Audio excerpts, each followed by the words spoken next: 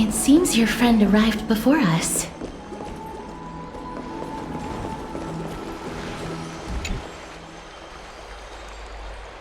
Welcome, Cass.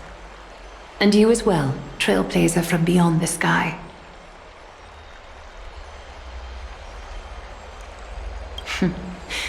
Your companion here kindly explained the meaning behind the name to me earlier. Through him, I've come to understand that you and your friends walk the paths of Kefali and Yanis in places beyond the sky. Addressing you appropriately is the least I can do, as a show of respect.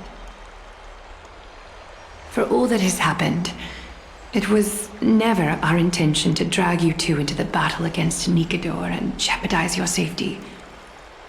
To express our gratitude for your kind trailblazing endeavors, we would like to present you with the highest honor of Akima.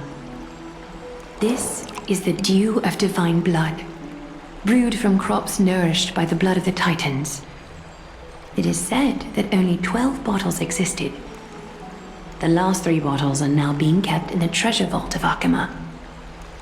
Back in the days of prosperity, cities fortunate enough to acquire it regarded it as one of the greatest treasures ever. Unsealing it during a ceremony held in honor of 2 cities' diplomatic ties was the highest form of respect one could show the other. And now, in keeping with tradition, Akima dedicates this drink to our esteemed guests from beyond the sky in appreciation of what you have done for us.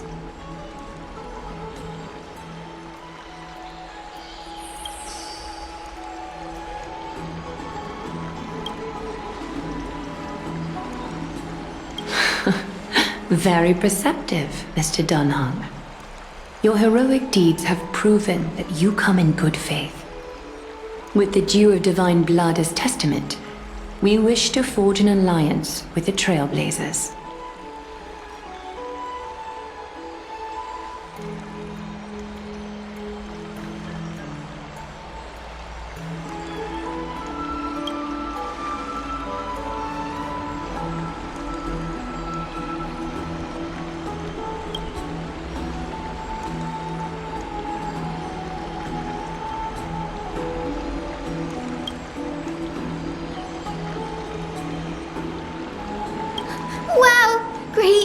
Have sharp eyes indeed. You'd make outstanding members of the Twilight Courtyard. No need to worry, by the way. I can tell from Lady Aglaea's tone of voice and micro-expressions that she's being genuine.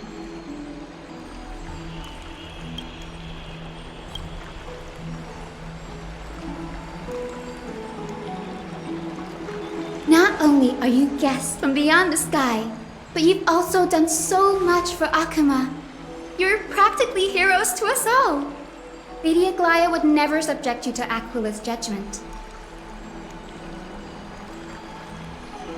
Hyacine, thank you for taking care of the wounded of the past few days. Oh, it's no trouble at all. The patients are very cooperative when we attend to them. I'm just thrilled to see them all going home healthy again.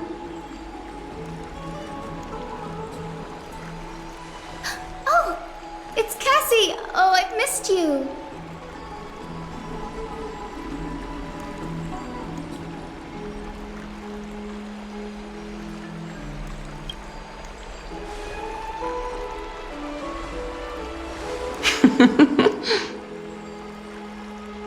Miss!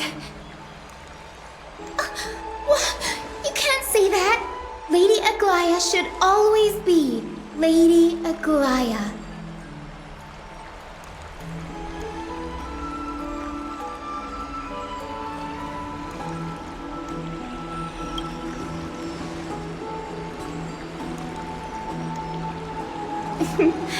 As an acolyte of Aquila, I'm here to bring healing light to the world. Plus, I've heard you're also children of the distant skies. Fate must have brought us together. Can we be friends? I'd love to hear your tales of the sky. And oh, it's a rare occasion that Akima presents such an invaluable gift to guests. Lady Aglaea, may I have the honor of tasting it too? Of course you may. Esteemed guests of Akama, please believe me when I say that this gift carries no hidden agendas. As for the matter of the Alliance, you need not give me an answer here and now.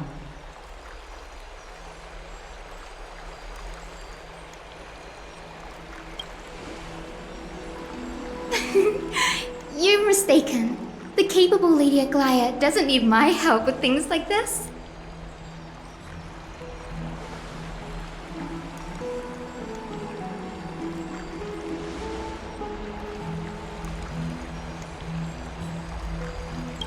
Oh, yay! Then I'll get started on my questionnaire.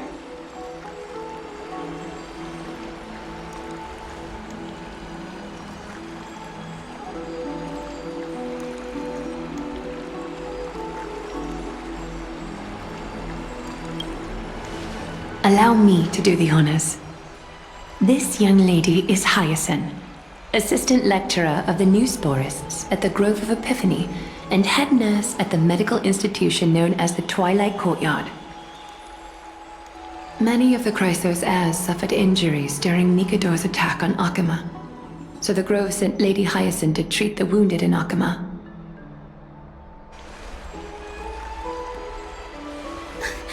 But what I'm really good at is helping people sort out what ails their mind and spirit. If you're ever feeling troubled, come find me. A little sunbathing in the courtyard will chase all your worries away.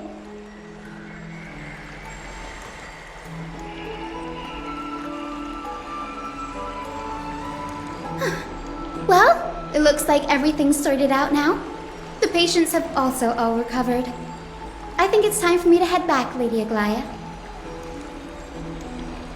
I would love to keep you in Akama for a few more days, but I would hate to provoke the ire of the Grove.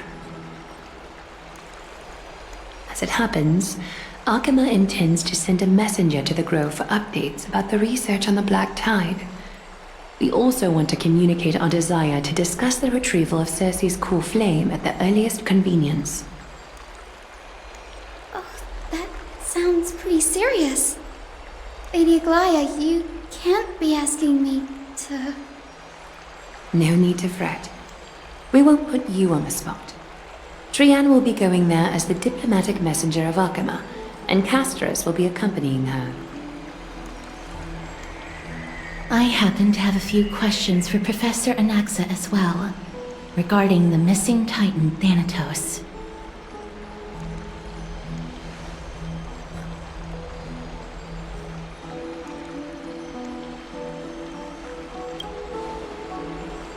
If you're not keen on just sitting around, Miss Trailblazer, why not go with him? The Grove is a picturesque place, perfect for sightseeing. That's a wonderful suggestion. Come visit the Grove Grave. I'd be delighted to show you around.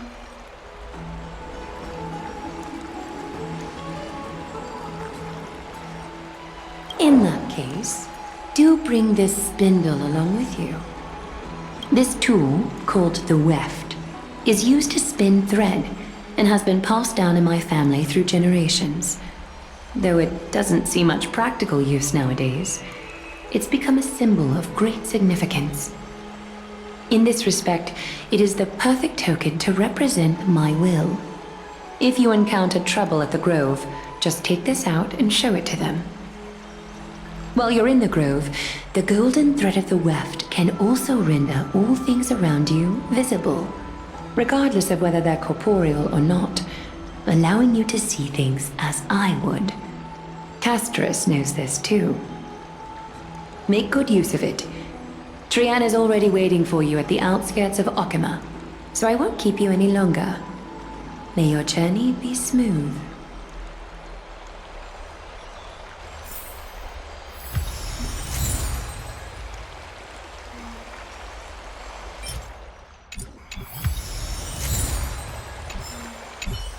Make good use of it. Trian is already waiting for you at the outskirts of...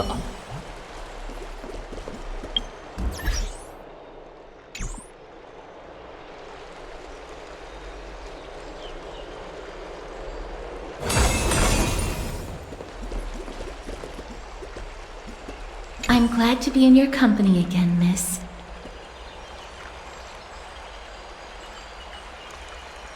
Thanatos controls my fate, in a sense.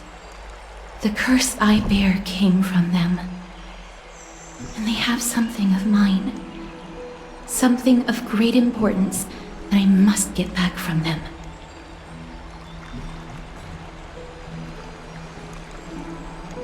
When I was studying at the Grove alongside Phaenon and the others, Professor Anaxa was responsible for teaching us about the Chrysos heirs and the Titans. That's also when I met Miss Hyacine. She was Anaxa's teaching assistant then.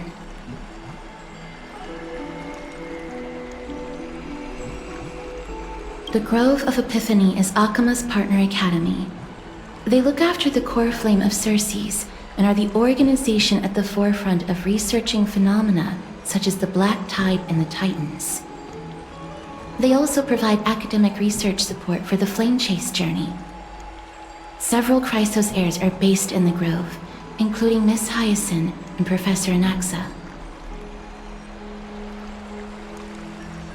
Oh, I came here with a colleague from the Twilight Courtyard. I've asked her to pack her luggage in advance, so she's already waiting for us by the city gates. Let's go meet up with her.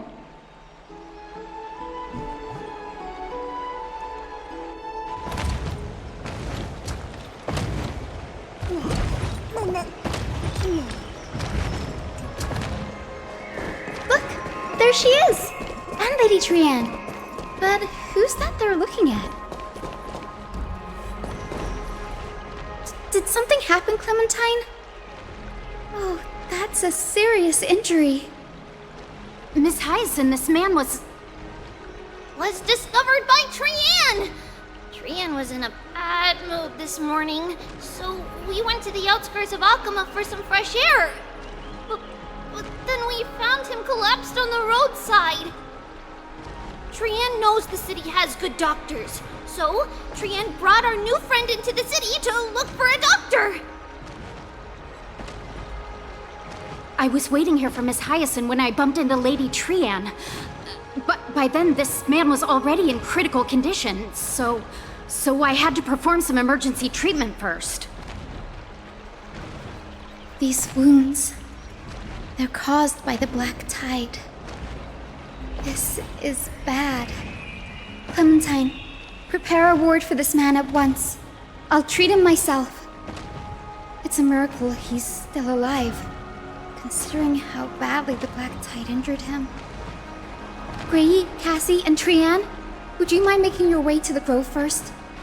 Once this man is out of danger, Clementine and I will join you. As a healer, I cannot ignore those in need of medical attention. I understand. May fate have mercy on this poor man. Trian believes he'll get better. Everybody, follow Trian! Fly, fly, fly away from Akama!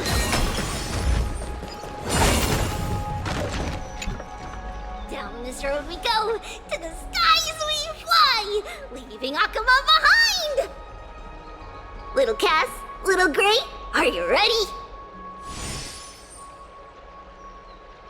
You might not be aware of this, but using the sentry gate takes a significant toll on Lady Trian. Trian promised Treeby that we wouldn't open the gate unless we had no other choice. I'm ready, too. Okie dokie! Everybody, let's hold hands. To the Grove we go!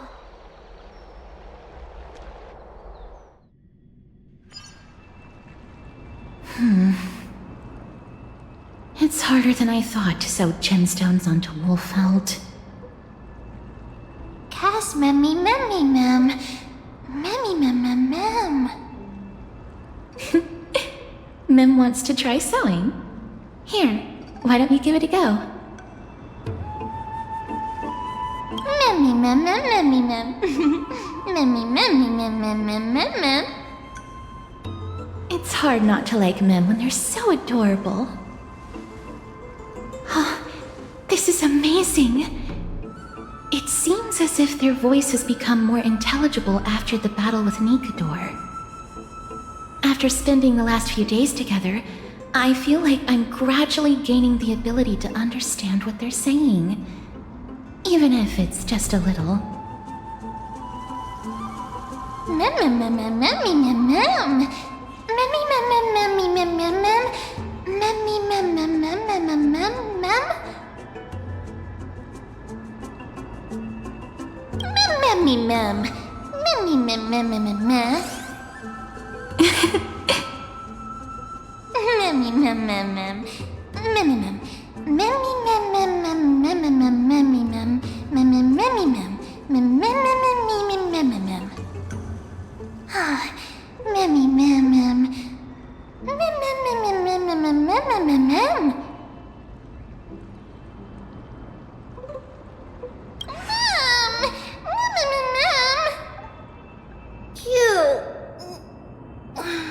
Is everybody awake?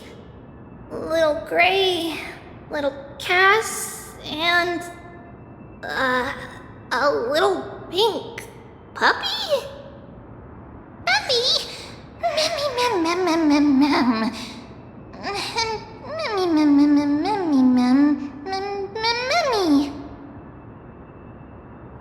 It's already action hour.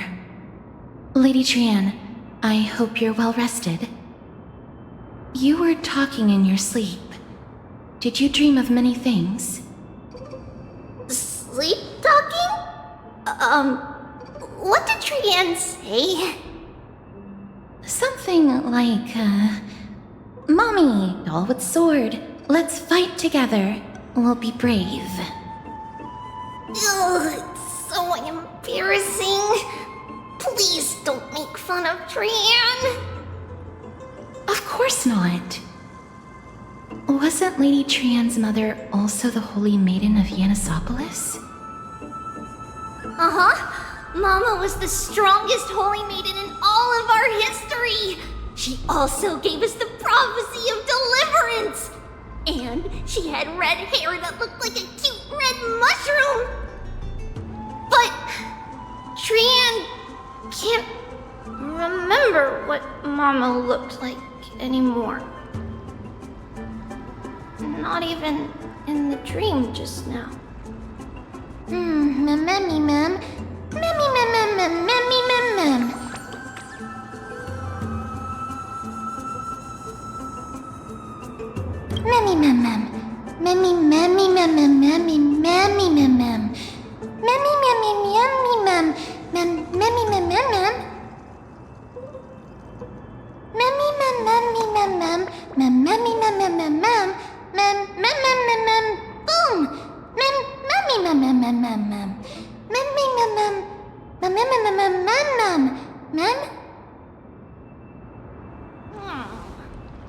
Trian thinks that's a great idea!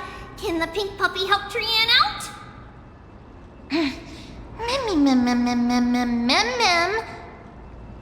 Yay! Then I'll call you... Little Memmy from now on!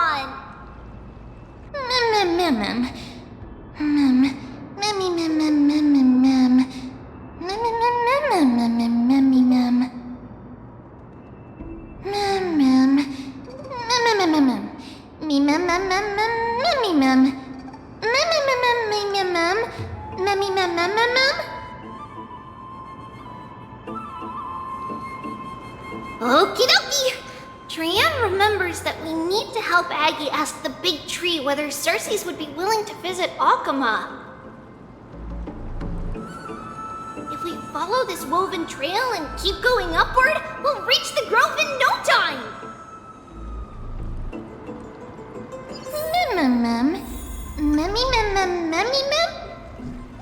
Legend has it that whenever they requested an audience with Cerces, Nestia would always come to the meeting in a long white dress. As the warps and wefts of the dress came into contact with the ground, they turned— Look! A huge tree! It's... huge!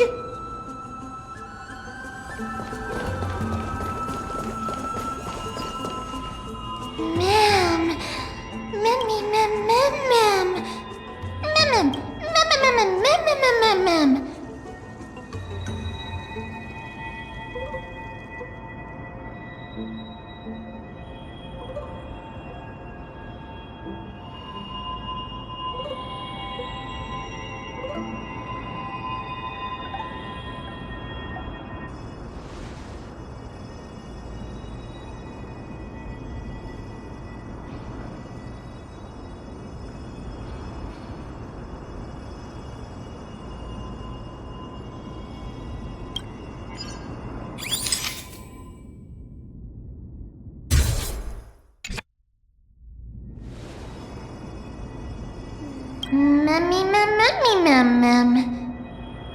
It's the Bough of Rift, the divine body of Cerces. Flora began to grow where they planted their roots, and this flatland basin upon which we stand gradually became a large, verdant forest.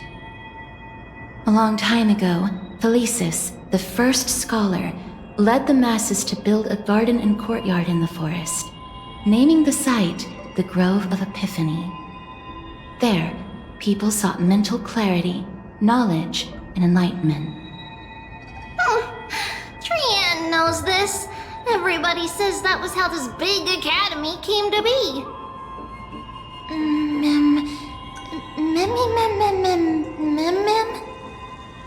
Something feels off. The Grove has always welcomed scholars. So too would Cerces give us her delicate leaves and extend her branches in greeting.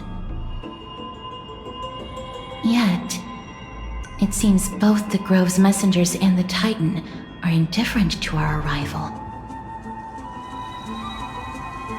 That doesn't seem likely. Miss Hyacine didn't mention anything about it. Maybe everybody's still asleep because classes haven't started yet. They don't want to be disturbed, so they shut the entrance.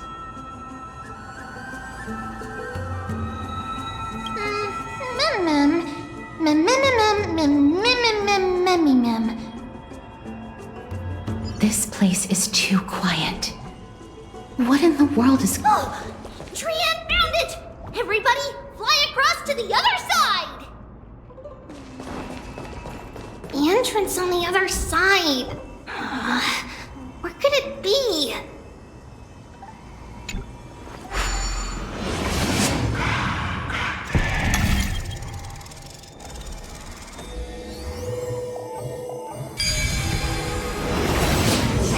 His eyes are so sharp! I knew you would find it. The courtyard of Storgi should be just ahead of us.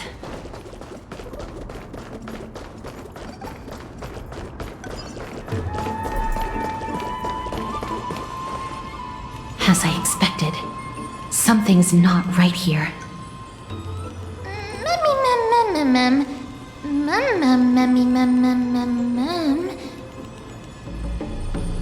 Not to mention that this whole place is also eerily quiet.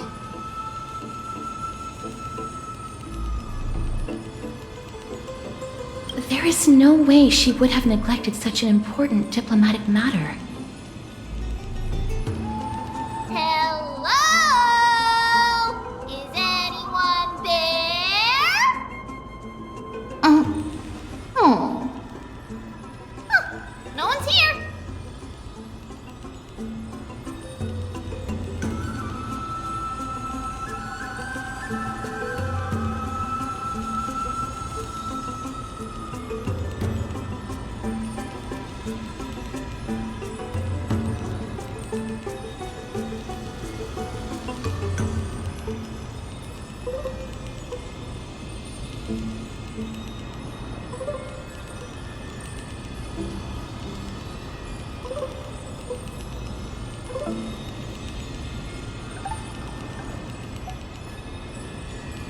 I have an idea.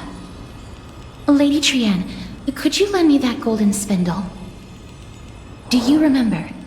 Lady Aglaea said this. While you're in the grove, the golden thread of the weft can also render all things around you visible, regardless of whether they're corporeal or not. This is achievable because the grove is not only where the roots of Cerces are, but also where the chrysalis of gold manifests. Oh, Nestia. With the weft as my vow, I beseech you, entwine my body with your golden thread and affection.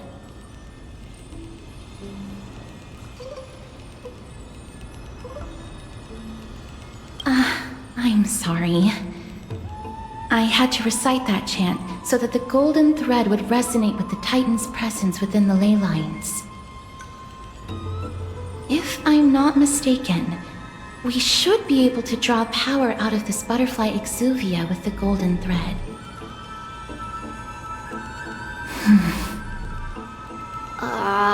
There isn't a reaction. Did it not work? But that shouldn't be.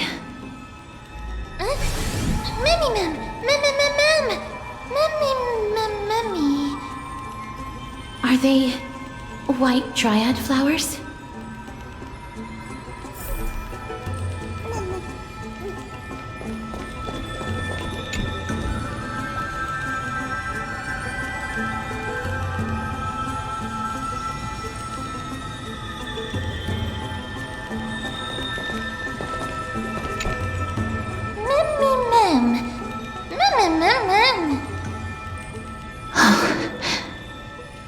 No, these aren't white dryads. These are shadows of dead white dryads. Dead, Mem? Shadow? Strictly speaking, these white dryads are still plants. They only gained sentience as a result of Cerces' blessing of equality. But their sentience is minimal when compared to that of humans. These flowers have already died. What you see here are just faint afterimages of their souls. However, this also means that the golden thread has definitely connected with the Titan's presence. Without the golden thread's outlines, we would not have been able to see them at all. But what happened to them? Why are there only tiny shadows of them left? Mem, can you read their memories? Let me try. Mem.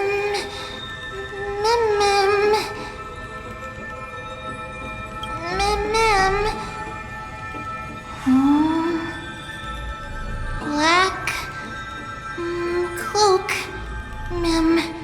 Sword. Toward the great tree.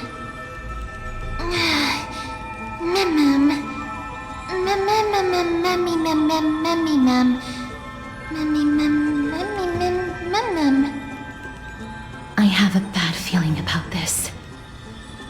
The deathly fog of Thanatos is fast approaching. Oh! Paean will be on high alert!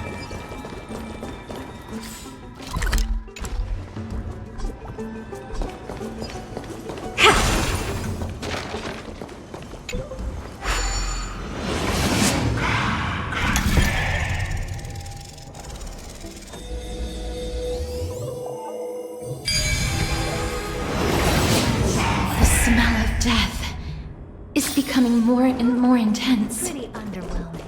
There, on the steps.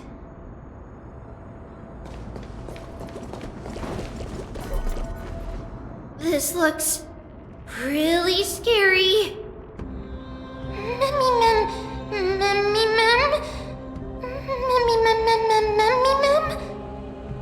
No, it's neither of those. This is a creation of the Black Tide.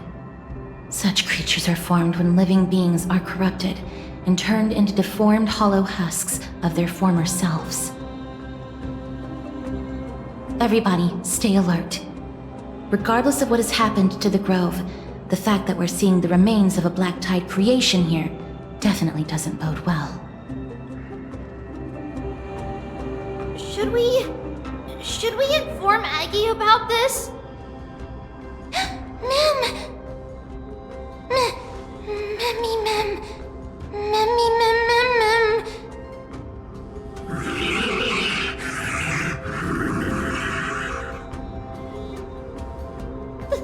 The monster is alive! Paean Trian, please hide behind us. Miss, let's do this.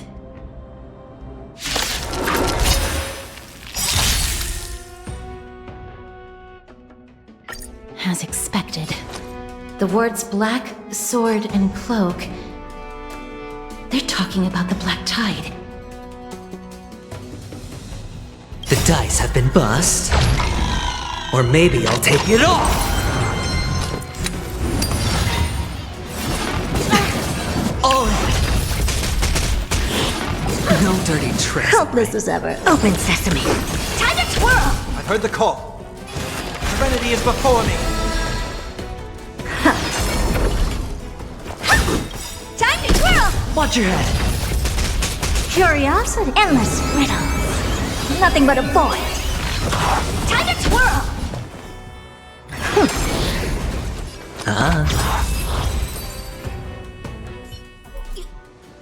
You defeated it! Little Gray, little Kaz, you're so strong!